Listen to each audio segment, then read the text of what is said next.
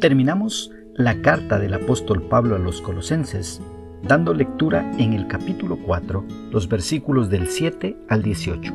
En la traducción Reina Valera de 1960, la palabra del Señor dice: Todo lo que a mí se refiere os lo hará saber Tíquico, amado hermano y fiel ministro y consiervo en el Señor, el cual he enviado a vosotros para esto mismo, para que conozca lo que a vosotros se refiere y conforte vuestros corazones. Con Onésimo, amado y fiel hermano, que es uno de vosotros. Todo lo que acá pasa os lo hará saber.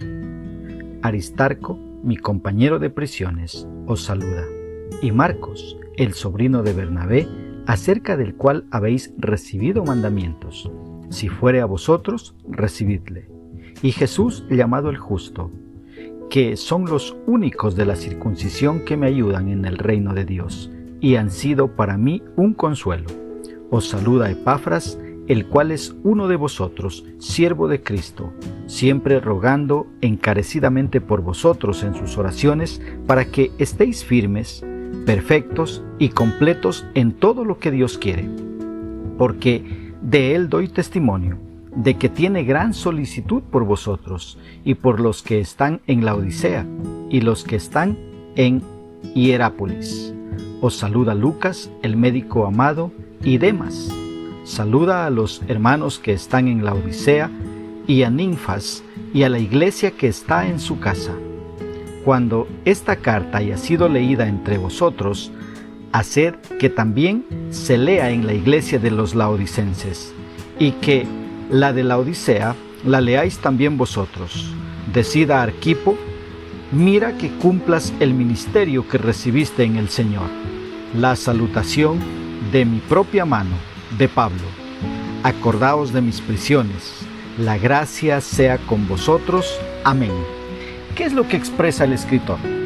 Recordemos que esta es una carta que Pablo les escribió a los colosenses, y aquí en su saludo final, Pablo menciona a varios personajes que fueron de gran ayuda en el ministerio que él estaba desarrollando. Por ejemplo, menciona a Tíquico y lo llama amado hermano y fiel ministro y consiervo en el Señor.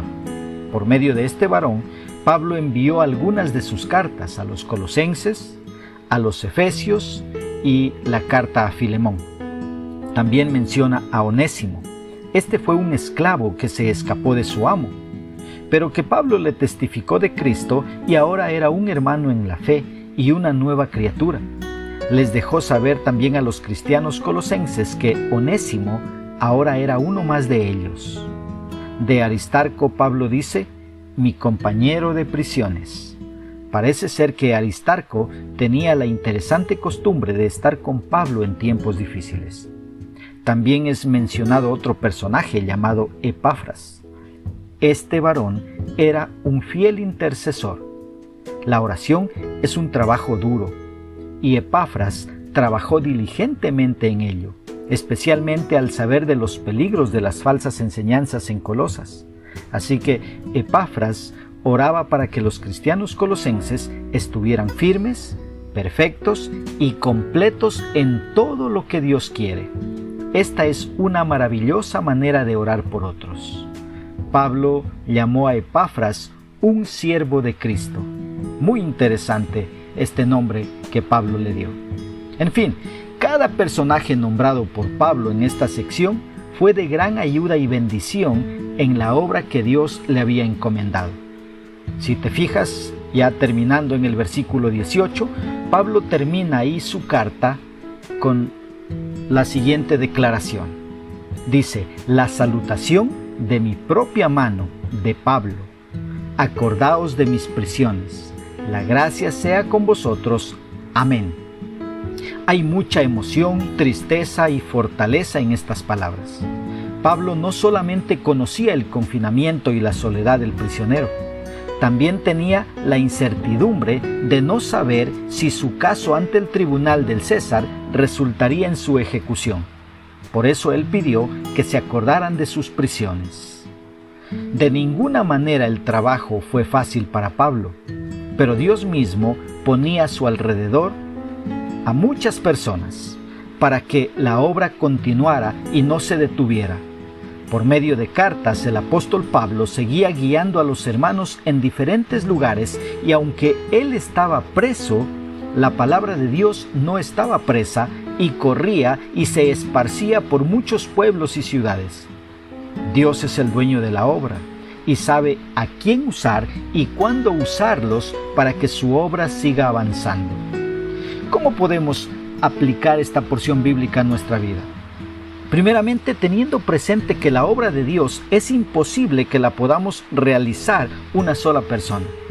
Por eso el mandato de hacer discípulos a las naciones fue dado a la iglesia local. En unión de tu iglesia, estás llamado a compartir el Evangelio y a poder hacer discípulos.